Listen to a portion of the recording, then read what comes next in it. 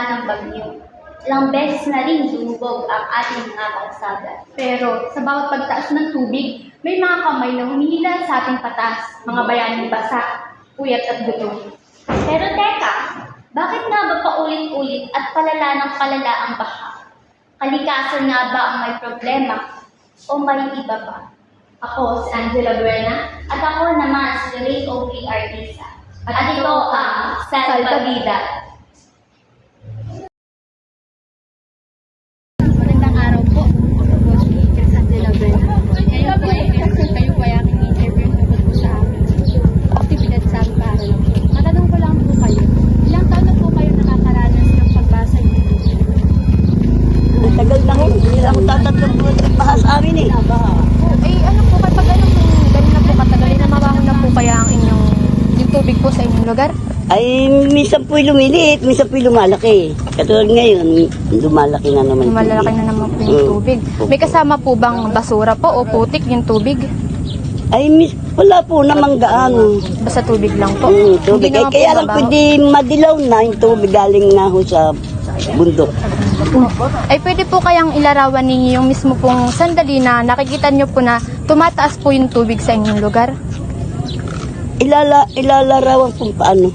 Gaano po kabilis yung pagtaas po ng tubig sa inyo? Ay, kumbaga po yung gagaling nga lang ho sa ilog, eh, dandahan pong umaagos. Maagos po. Ay gaano po kataas yung pinakamataas pong tubig na naranasan? Ngayon po. Kahit yung pinakamataas pong tubig na naranasan ninyo? Abay, di yung pong bagyong undoy. Bagyong Undoy po, gaano po kaya kataas ang Abay, tubig? hanggang dito po kami Kami dumadaan dito, ako nakaganda na. Katakot po ano? Ay, nung oras po o sandali po na naranasan nyo yung ganyong baha, ay ano pong nasa sa isip ninyo? Ay, kami po naman ay agad din nire-rescue ng mga Maigi naman po. Ay, diligtas po kayo. Saan po kaya kayo dinala nung kayo po yung na-rescue? Ay, dyan ho sa Gabaldo, nung ito nga hong undoy. Ay, ngayon ho, ito nga, Tino, Bagayon. Bagyong Tino po. Ay, kami pwede yan sa sa may center. Ay, sa tingin nyo po kaya, mayroon po kayang factor yung marami pong basura o mga baradong drainage sa pagbaha dito sa inyo? Ay, mayroon din nga po. Ano pong inyong nais mensahe sa mga tao pong walang disiplina sa pagtatapon ng basura? Na ay, minsan ho, talaga namang mayroong matitigas ang ulo eh. Talaga hong sinasamantala na yung baha na natataglan na ho ang basura. Tataglan na po ang basura. Ay, sa ganun pong sitwasyon, ano pong inyong nagiging aksyon bilang nakaranas ng pagbaha? Ay, kami yung amin yung malalaking basura. Yung nililinis nyo po? Pag yung medyo mababaw-babaw na. Pag ganun po, may tendency po na makaranas po kayo ng pangangati sa katawan po? Ay, alipong hanggang Alipong ngayon. nga po. Hanggang ngayon po? Oo nga ang aming mga paa. Ay, mga sugat na. Gawa nga ho ng alipong. Alipong nga po. Ay, Makati. Ay may aksyon naman po kayong ginagawa ang inyong mga tao po sa barangay, sa Ay, nararanasan? nagbibigay ho naman ng gamot. Nagbibigay po ng gamot. Di maganda pong maayos po ang pamamalakad ng mga namumuno dito sa inyo. Ay, Kayo po maayos ina-action naman po. Bibigay ng gamot. Sa mga sa mga katulad nga ho ng iba, taga-center, bibigay ho sa mga bata. Ayun, maigi naman po at kayo po ay napapaglingkuran na maayos ng ating mga lingkod bayan. Sir Nanay, maraming salamat po sa inyong panayam. Nawa po ay humupa na yung baha sa inyong lugar para ang aming hindi na kayo panalangin. makaranas ulit. Para ngayong Pasko naman ay wala kang tubig. Sana nga po. Sige Nanay, maraming salamat Sige po. Salamat. din po. Salamat po. Magandang hapon po, tatay. Ako po si Chris Angela Buena. Pwede po kayo malaman ng inyong pangalan? Sige, ako si Arthur Bale. Magandang hapon po. Magandang hapon po. Ngayon po ay nakakaranas po kayo ng pagbaha. Maaari po bang malaman kung gaano na po kayo katagal na nakakaranas ng pagbaha? Aba, buwan na. Buwan na po. Oo, baka mahigit na isang buwan. Itong baha po ngayon, Nagsunod-sunod kasi ang bagyo sa kay Tino, kay Juan, tapos yun. gaano po kaya kataas ang baha na inyong naranasan? Yung pinakamataas pong tubig. Kahit nung pang ano, ay kagaya ng undo, yung talagang hanggang dyan sa may kanto doon, abot doon. Ay di, gano'n po kataas sa inyong Aba, palagay? dito po. Nakakatakot po ano. Ay, talaga, lubog nga aming ano eh, aming flooring. Lubog po. Ay, nung mga oras pong naranasan nyo yung ganyong kataas, ay ano po kayang nasa sa isip ninyo ng mga oras na yun? Siyempre, natatakot ako kasi may mga kasama akong mga apo. May mga kasama po kayo sa bahay ng mga maliliit. Ay, sa pag-responde po kaya ng mga lokal na mga tao dito sa barangay ninyo. Ayos naman sila. At, Mabilis po ang kanilang pag-responde. Maigi naman po. Panahon po na naranasan niyo yung pagbahang iyon, ay ano po, gaano po katagal kaya humupa yung tubig na inyong matagal, naranasan? may siguro mabot mga 2 buwan, ganun. Ang pinakamatagal po. E di pag sa ganung pong lagay, namamaho na po kaya yung tubig? Eh, talagang bumabaho na. Iba na rin po ang kulay. Ay, oo, pati kasi nung anong yun, siyempre, unang-una yung mga CR ay lubog. Kaya mahirap nun ang sitwasyon. Sa tingin niyo po kaya tatay, meron po kayang naging lugar yung mga basura at mga bahang drainage sa inyong pagbaha? Ay, yun, mga bumara sa drainage, yung ganun mga basura, at talagang kumalat nun eh. Marami pong mga basura. Wala naman po kayang putik na sa bahan niyo? Ay, wala. Ay, nung time na yung kumati na, nandyan, yun naman ang problema, yung putik. Basura po. Oo, talaga. Ang baho pati. Ay ano po kayang inyong mensahe sa mga tao na walang pakundangan sa pagtapon ng basura kung saan Abay, saan? dapat talaga ilagay sa tamang lagay, segregate, yung mga ano, para talagang, kasi pag ganun yung bumaha, ay bumabalik talaga sa ano, yun ang talagang problema. Basura po. Basura. Ano po kayo nagiging action na inyong mga lokal na... Ay, na-action na naman nila, kaya lang ay nasa tao na din, may hindi nawawala yung pasaway eh. Kaya dapat po may disiplina po tayo Yan, sa yung, pagsasegregate siguro ng kung basura. talagang disiplinado lahat ang mga ano, ay maganda kasi wala nang makikitang palutang-lutang na ano. Maiiwasan din po ang pagbaha doon. Ano? Siyempre. Tapos kagaya nga nung mga, lalo na pag may mga patay na hayop, yun na isa nagiging ano, mabaho siyempre. Mabaho nga po talaga pag gayon. Sige tatay. Ano na lang po ang inyong magiging aral po sa inyo na pwede nyo pong ibahagi sa inyong mga mas bata pa sa inyo o sa mga apuno po ninyo na naranasan ng pagbaha ninyo? Ay, yun nga, sana ay ganun, mga magkaroon ng pagkakaisa na ano, kasi nakita na nga yung naging problema, yung kagaya nga ng basura, ay dapat talaga maging disiplinado na ang tao. Gawa ng, yun ang isang problema eh. Walang disiplina po. Yun na. At yun naman sa mga apo ko eh, talaga tinuturo ko sa kanila yung, yun nga, pagbubukod-bukod pati ng basura, yun ang ano eh, hindi naman kailangan na halo-halo. At kasi na ano din naman yung mga nanunungkulan, sila din na nahihirapan kasi sila pa nakapag-bukod-bukod. Ay ngayon, halimbawa sa isang bahay, dapat talagang bukod-bukod ng ano. Nabubulok po sa nabubulok. Tama nga po. So tatay, maraming salamat po sa pagbibigay mo po ng oras sa amin para sa amin. Walang problema. Signatura. Salamat po. Sige, salamat. Hanggang sa muli po. Okay.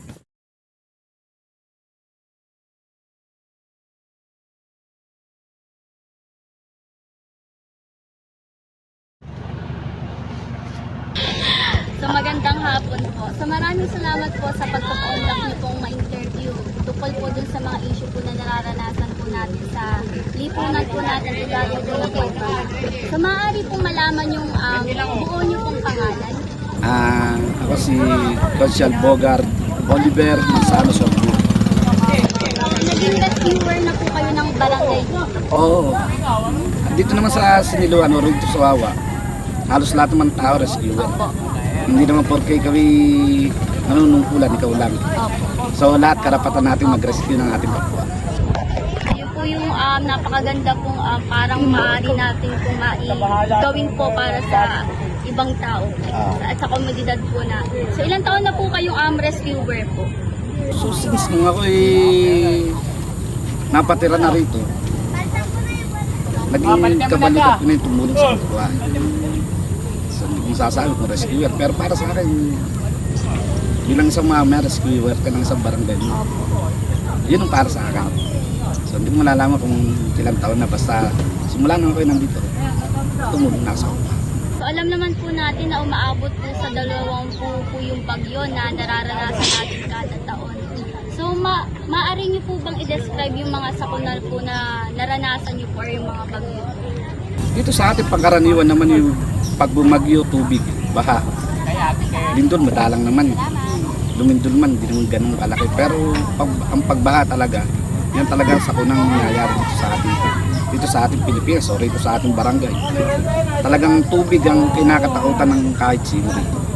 Tulad ngayon, nakikita nyo naman dito, wala nang signal, wala nang bagyo, baha pa rin. Yan po ang isang problema ng Barangay Wawa o ng ating komunidad. Hindi lang po sa Barangay Wawa. Sa lahat po ng nasasakupan ng ating bayan, problema po yan. Tubig. O nga po, kilala nga po yung Barangay Wawa po sa bahain po, kaya po nag-evacuate na po yung mga tao po dito habang hindi pa po lumalakas yung ulan. So ano po yung hindi nyo po makakalimutang pangyayari nung panahon po ng sakuna? Yung talagang hindi ko malilimutang pangyayari nung siguro baka binata pa ako. Hindi ko malaman kung basyang o malaking tubig hanggang karsada, hanggang loob nga ng bahay namin. Abot yung salo namin. So hindi ko nga rin alam kung mamamatay na ako noon o mamamatay na yung mga kapatid ko. Ako naman walang problema, marunong ko lumangoy, kaso yung mga kapatid ko, yung mga kalakapit namin, naghihingi na ng tulong. So lakas ng tubig, hindi na rin namin magawa. Yun ang hindi ko malilimutan. Siguro baka mga 15 ako nun. Pero nakaligtas naman po kayo lahat Nakaligtas sa naman lahat. Nakaligtas naman lahat. Pero hindi ko pa maanon lahat ng pangkabuhayan ng tao. Lalo yung sa lolan, mga nasa dalatan, mga hayop nila. Talaga makikita mo noon. Naaanod si kalabaw, si kabaka, baboy, mga itik. Makikita mo talagang naaanod. Wala ka nang magawa kasi ikaw niya, yung natong ka na sa gitna ng tubig, hindi mo na alam kung anong gagawin mo eh. Kahit nga yung may humingi na sa'yo ng tulong, hindi mo na magawa kasi iisipin mo yung sarili mo. Yun talagang sakunang hindi ko malilimutan, hindi makatulog. Matagal na naman yun, baka 15 years o 20 years. So malaking kawalan din po yun sa atin. Aba, napakalaki kasi naging zero balance lahat eh. May tawag dun eh, zero balance. Basta lahat ng kabuhayan naging automatic zero balance. Hindi katulad ko noon hanggang ngayon naman pala kami noon, hindi namin alam kung saan kami kukuha ng pambalikwas sa palayan.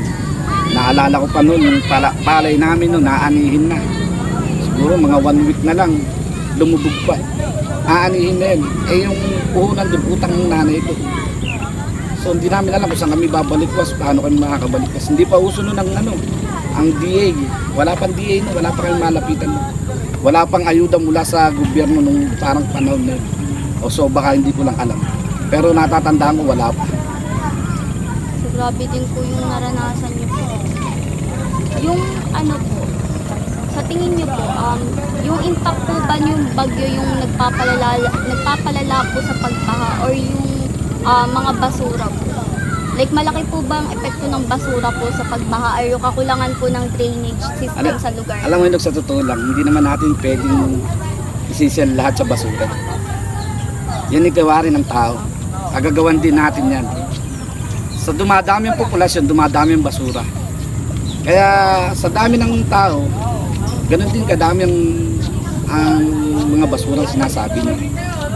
So iba na kasi yung buhay natin ngayon, talagang masasabi natin nasa new generation na tayo, kakambal na natin ng basura. Siguro dapat gumawa na lang ng gobyerno ng mas magandang preparasyon o magandang pamamaraan para dyan sa basurang sinasabi. Pero lahat yan, ligahan natin. Wala naman tayong dapat isisi sa kapwa natin. Kahit tayo, mismo ako, nitatapon din ako. Diba? Kaya wala sa basura kundi nasa tao, nasa atin lahat. Itong pagbang to, wala namang may gusto nito eh. Hindi natin alam pero kalikasan to, hindi natin masasabing gusto ni God, hindi naman gusto ni God to. Siguro ba climate change na rin yung sinasabi nila, nagbabago ang panahon. Dumintol ng malakas. Hindi natin masasabi, baka tumagilid ang ganun. Kasi tagal na eh. Naalala ko noon, sabi ng mga epa ko noon, basta Vermont, amihan, huhupa na ang tubig. Sa isang linggo, December na, laki pa ng tubig eh. So parang hindi makakatanim ng mga tao. Isipin nyo, ito, palayan lahat yan, nakikita ng tubig niya, palayan yan. Ngayon, puro tubig. So yan ba, masisisi natin ang dahil lang sa basura? Hindi po.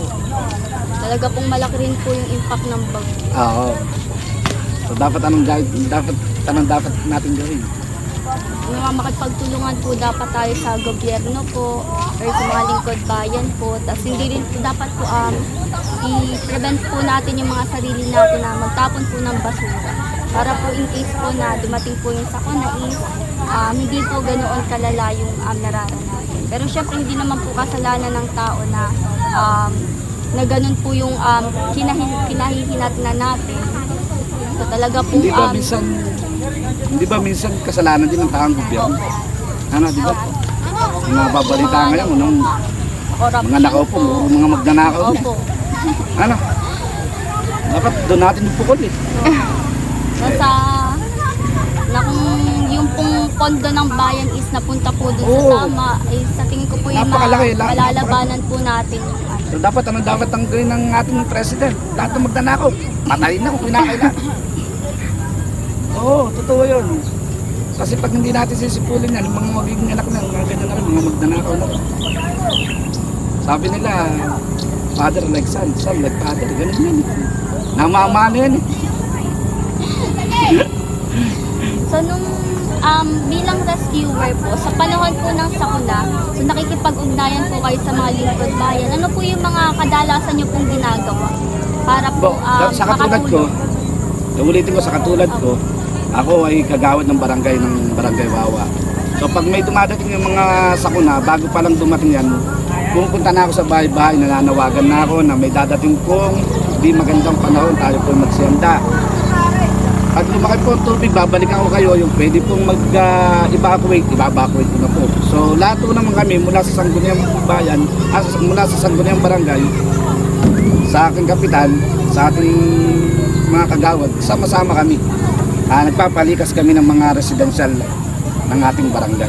Meron naman tayong evacuate center, nandyan ang M-Dream, nandyan ang DSWD na tumutulong sa amin. Yun ang ginagawa namin bilang rescuer.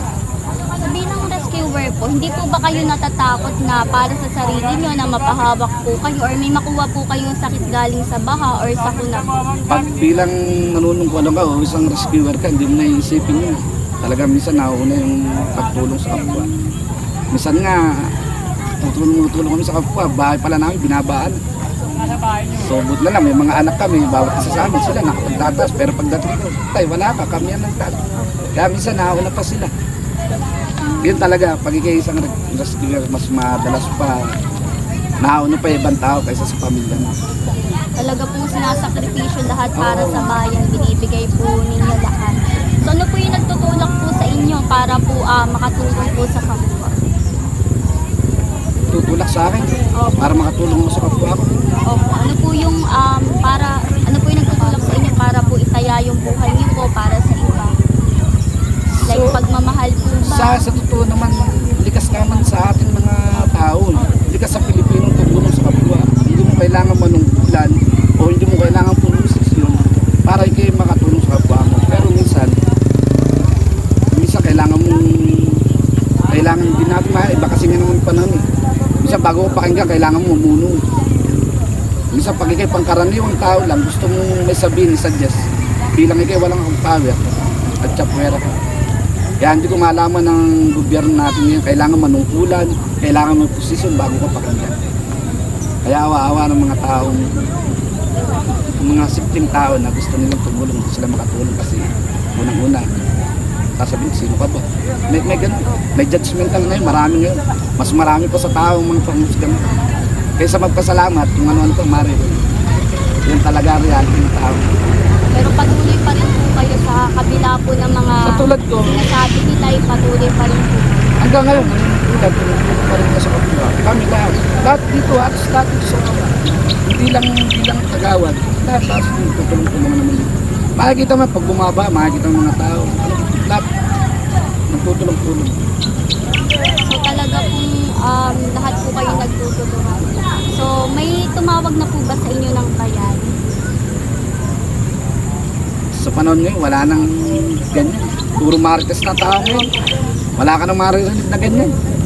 Minsan nga, gumawa ka ng maganda na nagkamali ka lang. Balik agad sa'yo.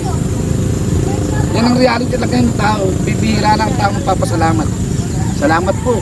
Bibihira na panay kuda, panay mosa, panay marites. Lahat ng hindi pa magaganda yung pasasabihin sa kanila. So sa ngayon po hindi po yung iba po talaga yung hindi po marunong Hindi. maka-appreciate. Panay pang-uusga pa ngayon karamihan ng tao. Pero kayo naman po ay ginagawa niyo po yung best Siyempre, niyo. kami, ginagawa ko lahat ng best. Kami, mga sangguniang bayan, ang barangay, ginagawa namin yan lahat. Kahit ayaw nyo sa amin. Obligasyon namin to para kayo tulungan. Kung ayaw para sa amin, pinipilit pa rin namin. Ang masakit nga lang, yung imbis na magpasalamat, ay iba pa naririnig namin. So bilang ikaw halal o bilang ikaw nanunungkulan, yung marinig mo, lampas na lang. Ayun, yun talaga reality ng tao. So isa pa po pala, ano po yung pinaka-memorable o yung hindi niyo po makakalimutang rescue po na ginawa niyo sa barangay na? Yung nagkagulo. Ano? Pwede ba yung gulo? Opo. Minsan, Ano pong nangyari? Maaari Oo. niyo po bang kwento po? kaupo ko lang nung bilang isang kagawad. Na ako natayo sa peace and order ng Barangay Wawa. So may gulo. Ngayon, yung nagpunta sa Barangay Hall, hindi taga rito. Pero dito nangyari. Na yung kapatid niya, yung anak nanay niya, tinakas niya sa tatay niya kasi yung tatay niya bagong labas sa kulungan at adik, nakulong. So ayaw silang payagan ng mga kung dito. Yung ginawa ng bata, sinasaktan yung nanay at saka yung kanyang kapatid, tinakas niya. Dinala niya ngayon dyan. Ngayon sinundan sila nung tatay nila. Hanggang sa nagkagulo sila dyan, humingi ng tulong yung bata sa amin, sa barangay yun. Nagkataong akong pisanot din. Tinulungan ko, ba't ano ba problema? Sabi ko, tatay ko po, mananaga po, nandiyan po, kami po yung mga taga Santa Cruz. So, pinuntahan ko. May kasama akong dalawang tanod. Ang pagkakamali ko lang, o hindi naman pagkakamali, bilang kasing kagawad, hindi ka pwedeng umawak ng mga patalin o ano. Hawak ko ay batuta, hawak na itak. Paano ba mananalo yung itak sa batuta? Yun ang hindi ko makakalimutan. Sabi ng bata, ang tatay ko po, mananaga po yan. Paano pag napatay ko tatay mo? Salamat po. Sabi sa akin ng bata, ibig sabihin, yung tatay niya talagang nananaga. So, buti na lang,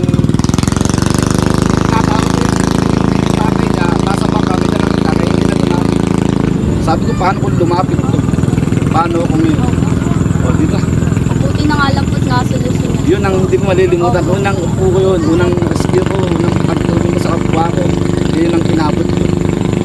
Paano kung naglapat pala kami nun, buhay ko pala kapag yun. Yun, isang aral sa akin yun, hindi ko malilimutan. Ay sa ano naman po, sa ibang scenario po, like kagaya po ng baka po or sa bagyo po, ano po hindi niyo makakalimutan?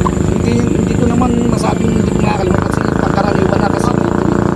Gabi, kasi matutulog ka, hindi. Nandiyan ka pa, nag-aantay ka pa, alas 2, alauna, alas 12. Yung pis tulog ka na, nagre-rescue ka pa rin. Lumilipad si Bubong, malakas ang hangin, malakas ang ulan. Binabaybay namin ito, lahat kami ng kagawad, kapitan. Ito, binabaybay namin ito bilang nanunungkulan sa barangay. Lahat naman kami.